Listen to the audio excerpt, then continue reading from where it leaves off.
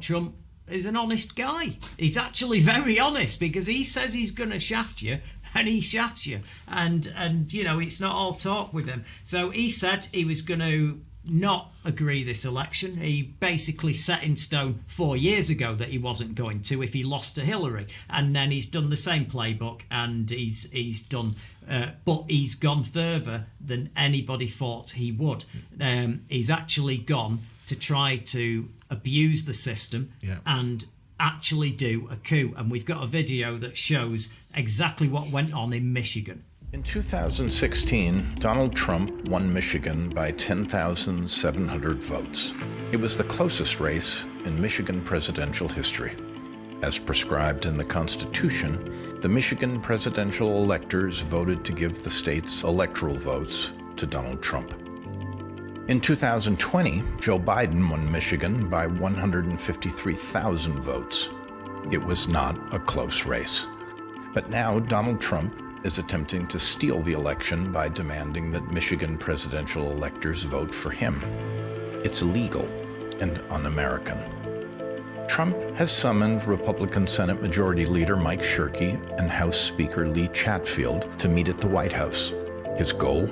Demand the Michigan legislature throw out the election results and appoint presidential electors loyal to Donald Trump. Tens of thousands of Michiganders have died defending the democracy that Donald Trump now tries to overthrow. Nothing like this has happened in American history.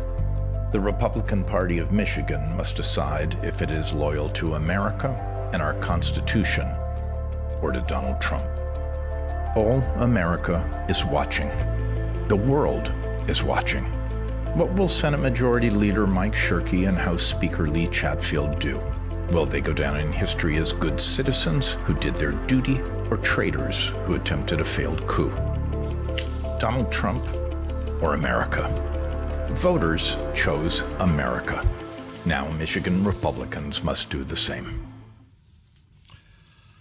I didn't quite get some of that, Mike, to be honest with you. No, the Electoral College in America is not like here. It's dead simple here. I mean, it's not fair here. It's really unfair. It's first past the post. You vote for an MP in your area, and the most amount of votes gets that MP. Then you tot up how many MPs, and that's the people that run Parliament. Dead simple. Over there, the Electoral College, they work out what the population of a state is, and they give an amount of votes proportionate to that, and then they all go in the pot, and then the first one to 270 wins. But here's the thing, they are also aware that things can come up after that you've done the vote. You might find out, say Joe Biden had won this, and then they're about to certify. That's why there's a little bit of time before they put the certification in to say this is what the state is voting for. It could turn out that he's not really Joe Biden. He's this wanted rapist from 1970s that changed his name and then built this new life or whatever. Okay. And I hope no one clips that out of sync and then uses it on Newsmax or One American News or something. But I'm just saying, then they have the option of going, well, they won the popular vote, but we found this thing that fundamentally disqualifies him as a person. It's so reprehensible, so we will vote for the person who did come second. But it's never happened because, thank God, with the amount of scrutiny you get for that job, you wouldn't get that far to even get the nomination by your party. We don't live in a world where that's possible. Trump. Yeah, but you knew everything about him, and the people still voted for him. That's the difference. Whereas this is really set up for if it turns out he's a wanted felon or he's actually escaped from prison in his 20s or something. But the whole rule is this: if the person has won the election, those people that are on the Electoral College committee for that state have to go to the Electoral College and go, this is the person who got the most votes who voting for him. Okay, now, it's cross-party as well. It's supposed to be not political. So you'll have, like Michigan had two Republicans, and this is what I think is quite bizarre. You should have a neutral person. You had two Republicans and two Democrats, and he courted all four of them, got them to the White House, and then offered them a job in his administration if they would change their votes. And if anybody doesn't see a similarity between this and what went on with the Ukraine and that phone call, This is how this guy rolls. This is what a crook he is. He's done that. Now, here's the disappointing thing. I will say that because after that video, the result was that they did certify, and they told Donald Trump at the meeting in the White House, sorry, mate, I'm not going to go and ruin my life just to prop you up. You lost. And they went. However, there were 4 of them. 2 Republicans, 2 Democrats. One of the Republicans abstained after the meeting. So it was 3-4. It shouldn't be 3-4. It should have been 4 of them. The 2 Republicans should have gone, yeah, I get it. You're on my team. It's the Republican Party. But this is wrong. And they didn't. One of them actually would have done it. And if the other Republican had have actually said, oh, yeah, there is a good idea, this, that state would have gone into legal action, and it might have actually got to the Supreme Court, where Amy Coney Barrett and co might have actually switched it and gone, oh no, this is Donald Trump's state because there's a bit of voter fraud and we're not sure, so let's err on the side of caution. He nearly got away with it. But Pennsylvania and other states are all certifying, and he attempted a coup. Yeah, nearly. It's a coup. It's a coup, and not a military coup. It's a soft coup. We had a coup here, Mike. An inept one. We had a coup here. In January this year, Boris Johnson just got rid of people. He got rid of people and had people around him to suit himself. The little coup went on with Cummings in charge then. It was successful. The Tory party isn't the Tory party of old for that reason. Yeah, well, you can get this. This is the problem with coups. This is the problem when you've got this going on in a country when it shouldn't be going on. Yeah. I mean, but at least our electoral system, you can't get away from those votes. Now, I wonder what would happen if the next Conservative government started this, if they found themselves 8% in the polls against Labour going in, and they did this here, and they started to go, if Sunak had taken over and he was the new, because it won't be Boris next time, not after this debacle, believe me.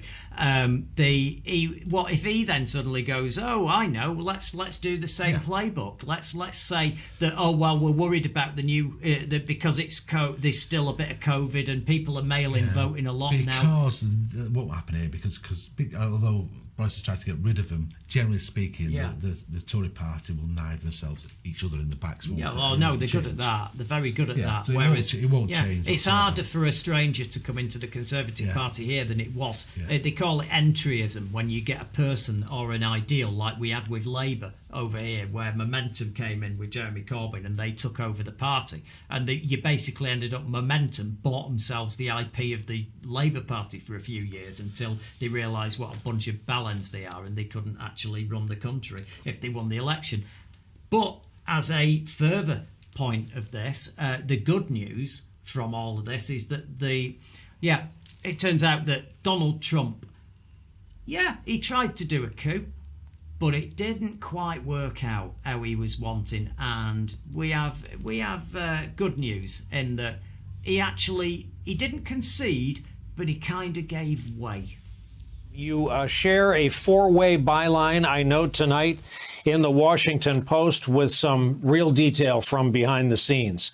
Trump was described as angry about the situation. He called political advisors Monday to say he had doubts about the GSA initiating the transition, to inquire about whether he could block certification of the Michigan result, and to express reluctance to travel to Georgia to campaign for the 2 Republican senators facing runoff elections, according to officials and advisors.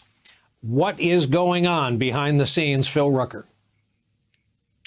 Well, Brian, what's happening, according to my colleagues and I reporting today, is that the president has been very reluctant to agree to this procedural move, which is quite significant, which is the General Services Administration allowing the Biden transition to take place. That is effectively a surrender on the part of the president after 16 days of delaying the transition and trying to subvert the vote. He, of course, is continuing his fight publicly. He believes he has some legal avenues ahead, but the reality here is that it's over. And tonight brought some end to it. But the president took a while to get to that place psychologically. He had conversations over the last few days with a number of advisors who were telling him, look, The avenues are running short here. You need to let the transition begin.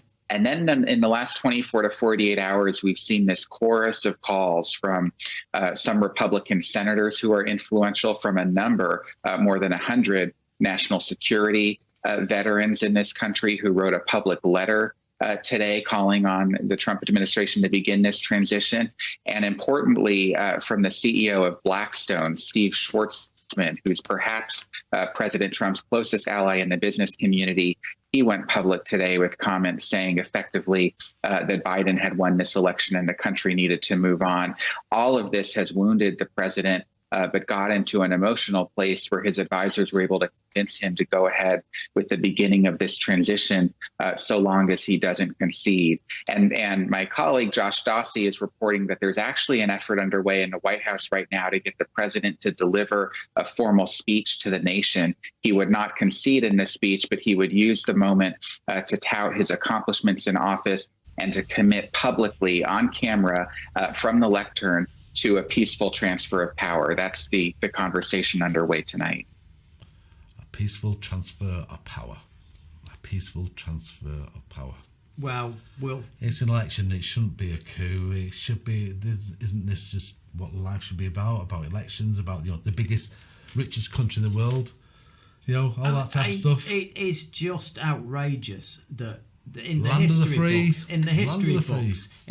books, this will either be an open invitation to people just to try and cheat if they lose, and that's what all this is about. You want to go into all the bullshit that everybody's talking about why on earth is Trump doing this, all the rest of it. He's trying to cheat. Every single time this guy has lost anything at any point, he's blamed it on someone else, cheated, sued someone with no case that had no money, so they had to just give up and be made bankrupt. Because that's a problem. If you sue someone with no evidence, they can either afford to defend it or not. And this idiot thought this was the same as when he sued the guy who owned the farmhouse in Scotland so he could build his golf course in over here. The guy didn't have any resources, so he couldn't defend the action, and he lost and ended up owing hundreds of thousands of pounds worth of court costs, and then went, I'll tell you what, have my house, build your golf course, otherwise I'm actually homeless. And this is how he rolls. And he thought he could use the same thing, but he didn't realise, Donald, you're suing states. States tend to have money and they will fight you back and they will beat you in court, which is what's happened. He's used to throwing things in court and winning. And he thought, but he's done it with no evidence before and broke people. And he thought he could do it this time, but it is done. I mean, don't get me wrong, we're still not out of the woods. You have still got a few states to certify yet, and it's he has caved and he has allowed the transition, and that's the best you can hope for. I am going to go out there on a limb, and I think that you won't ever get a concession out of him, ever. Thank you for watching. I'm impressed. You've passed the IQ test and got this far, so let's press that button. Let's do the last thing that helps us. It's got subscribe on it, you can't miss it, and please ring the bell for notifications of future videos.